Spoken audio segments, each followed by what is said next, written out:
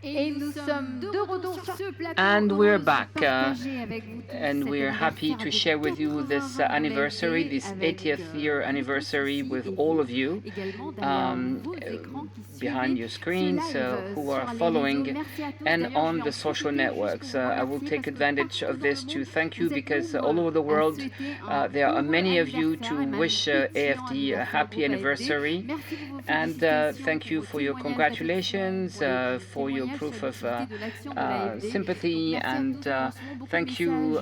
We received lots of messages. I said no portable phones, no cell phones, but I have the right to have it, to look at the messages that we get from all over the world.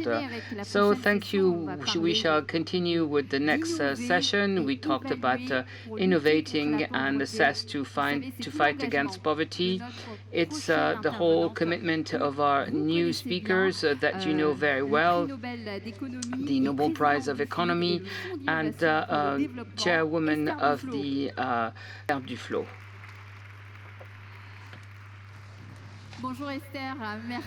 Hello, Esther. Thank you for being with us. Unfortunately, you're not here in the public, but we're happy to see you on the screen.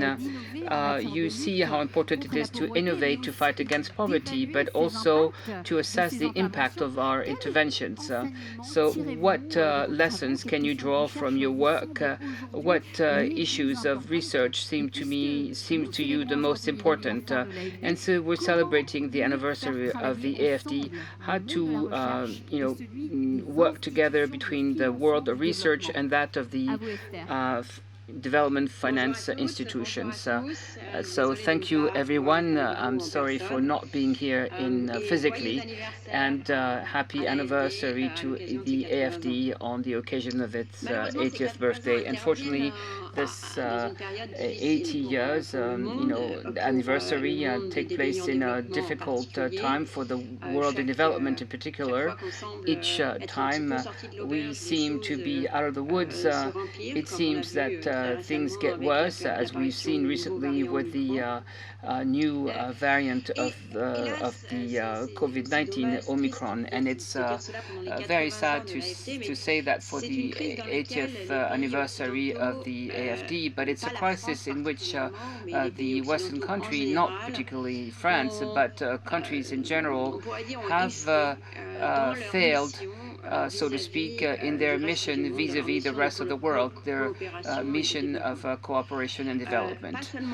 Not only the institution for the financing, such as AFD, and essentially the financing institution as AFD, but more generally the policies for fight against poverty and cooperation. So this is why it is important on the occasion of the 80th anniversary to be honest when it comes to this observation, to see how we can change things in the next 80 years, which I hope will be very fruitful.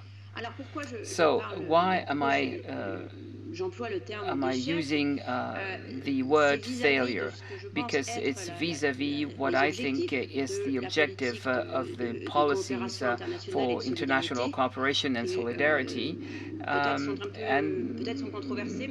maybe it's controversial, but I will say what it is. For me, it's not interest or question of honor, or it's a question of being able to cover as rightly as possible its own strategy for development, and why and how to do it.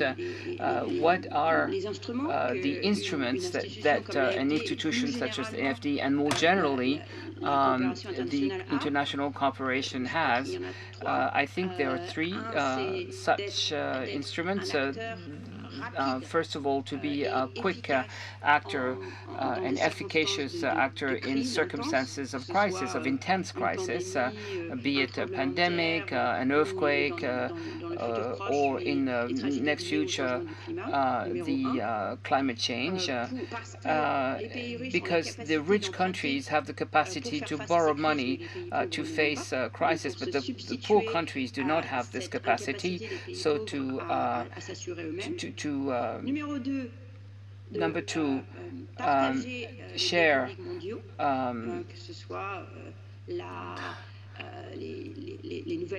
the new technologies and protection of the environment, of the planet. And number three, the support for innovation, as you mentioned it, in with the aim of enabling the country to have just policies and to spend their budget in the best way possible. So, if we take these three instruments, these three objectives of international cooperation, during the COVID crisis, there were many opportunities to act upon them, and it was not done. The financial solidarity did not take place. Rich countries spent 20% of their budget for the support because they didn't find an efficient way to they drew on special drawing rights to enable them they didn't do this to enable them to countries for financial transfer to help their population. There was a catastrophe when it comes to the vaccine and the support for innovation, and it was not sufficient.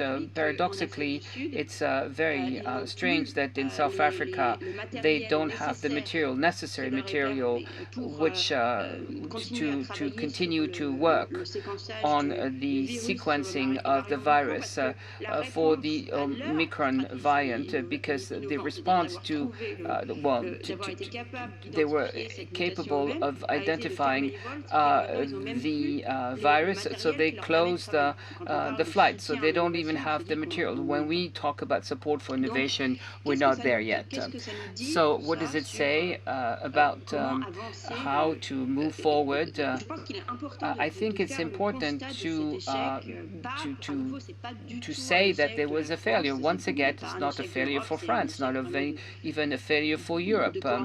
It's a failure for global leadership, and then also an opportunity for France and for the AFD in particular to draw the lessons, to understand why there was this failure, and to think how we must think the next 8 years to have an action on these three instruments when the opportunity arises. So first of all, we need to have a budget which is sufficiently flexible and elastic to meet very efficiently the crisis, such as the COVID-19. And there will be more in the future, whether it's a pandemic or a climate catastrophe. So to be able to have the budget to trigger very quickly, not to wait for a few months to be able to spend a few more millions, but to spend in a matter of days a few billion. The second, that's the insurance function. The second, the transfer of public goods. So to think of setting up, to rethink. In the 50s, we were much better in doing so. We shared the antibiotics, we shared the green revolution. We're not able to share the vaccines, whether it's in terms of property rights or the vaccines themselves. So the multilateral institution thought it would cost $50 billion to vaccinate 50% of the world. If we had done it, we would not have the situation in which we find ourselves today. And finally, supporting innovation. So today, it's the spearhead of the AFD, the general action of AFD, and the creation of on the part of the chairman with the financial support and with the joint financing of the Ministry of Finance and the Ministry of Foreign Affairs that I'd like to thank in passing for creating this innovation fund. So this FID, the Fund for Innovation for Development, what we will talk about a bit later, will be an example of how we would fundamentally put at the heart of the action of bilateral institution of the AFD, and it can set an example for the rest of the world, the example of what we need to bring to the countries who want to carry out their own policies. It's not so much the technical advice or ideas of what they need to do, of values, but is this to say, well, you want to do this, you want to meet this objective. This is the experience we have had in the past, and what worked and what did not work. And this is above all how you can carry out your own experiment to learn what would be efficient for you and to create a database which will be able to disseminate around the world. And that would change, because we put innovation at the heart of this project, to put it at the heart of the dialogue with the developing countries. It's not just efficacious, efficient, but it changes the very nature of the partnership, because it's not about charity, it's not about giving advice. It's a question of being a partner, as a capital risk partner is a partner of the entrepreneur who develops and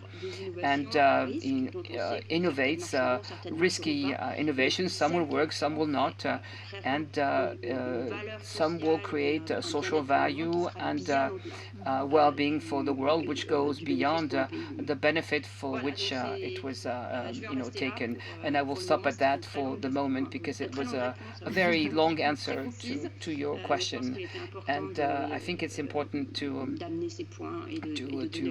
bring about these points and to give the context in which they are. So I think it's vital to totally rethink the nature of the international cooperation and solidarity, if only because the developing countries are tired, they're exhausted, they're a bit disgusted by what happened during the COVID crisis. Thank you, Esther Duflo.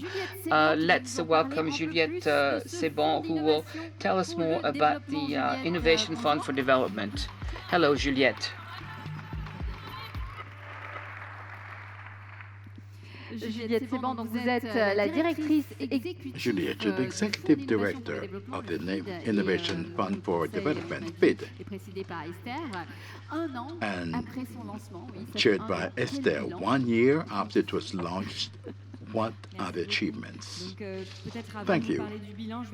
Before speaking about achievements, let me talk about how the Innovation Fund for Development was set up. As Esther said, it was created in December 2020, just 1 year ago, when we had the first Presidential Development Council, a presidential initiative following the lines of recommendations of the report on modernizing the development and national solidarity program. It is chaired by Flo, hosted by the AFD, based on management board and a review board with people from research, innovation, and international solidarity to grant subsidies independently.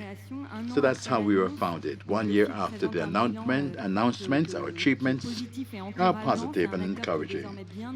They are clearly identified today by our partners in a context where new needs and challenges, as Achille Bembe said this afternoon, calls for new, innovative, sustainable solutions that may have a significant impact on the living conditions of the most vulnerable. These are the challenges facing the Fund for Development. We have succeeded, or rather received, over 1,000 innovative projects. It's a call for projects that was launched online. As Esther said, any organization, NGOs, startups, research funds, wherever they are located around the world, may apply for funding by PID. We have about 1/3 of applications related to poor countries that are priorities for French policy for development, 3/4 for the early stages of development, where they need seeding funds. Amongst the applications, we selected 15 first projects the first projects by FID that are now being contractualized, 9 in a priority country. We hope to tell you more soon, but to say a few words about it here. Innovation is about having a strong potential impact and being able to transform public policies. For example, we finance projects in all sectors. For example, developing a solar refrigeration cooling technology in the Ivory Coast, a prevention cream against malaria in Burkina Faso, a digital platform to improve access to justice for precarious workers in Mexico, implementing a sensitization program to reduce stigmatization linked to menstruation in Madagascar, or scaling up a program for students in Ghana. And this program has already been impactful in several countries, and we're now scaling it up. Applications submitted to FID bear on many different themes: health, education, climate. It can be social, technological, organizational. What matters is the potential impact of scaling up to transform public policies. As Esther said, to conclude, FID seeks to attract innovation in all areas, wherever it comes from, taking risks regarding the players and the type of solutions. And this is what we observe in this after 1 year of operations. Let me seize the opportunity to thank all the teams helping us to develop this initiative.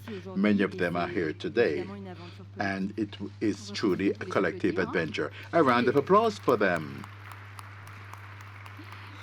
Merci, merci Julien de Seban, merci Esther Duflo.